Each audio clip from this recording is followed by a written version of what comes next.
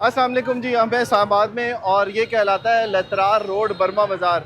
यहाँ पर आज आप देख रहे होंगे कि हलचल एक मची हुई है और ये हलचल इसलिए मची हुई है कि सीडीए का जो इन्फोर्समेंट का डिपार्टमेंट है वो इस वक्त ऑपरेशन कर रहा है और यहाँ पर आप देख रहे होंगे कि भारी मशीनरी के साथ ऑपरेशन हो रहा है और इस ऑपरेशन के नतीजे में जो गैर कानूनी बोर्ड लगे हुए हैं, जो थड़े बने हुए हैं, जो शटर से बाहर निकली हुई हैं दुकानें, उनके खिलाफ ये ऑपरेशन हो रहा है। अभी आप देख रहे होंगे कि ये मशीन लगी है।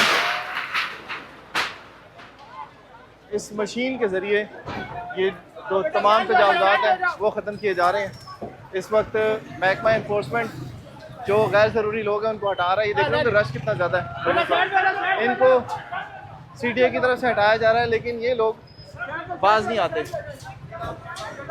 किसी भी वक्त जो है ये हादसे का सबब बन सकता है। इस वक्त जो ऑपरेशन हो रहा है ये सीडीए की तरफ से बिला इम्तियाज़ हो रहा है और इसमें ये तमाम जो चीज़ें गैर कानूनी तरीके से बनाई गई थी ये सब गिराई जा रही हैं। इसमें तमाम बोर्ड भी हैं, वो भी आप देख रहे होंगे।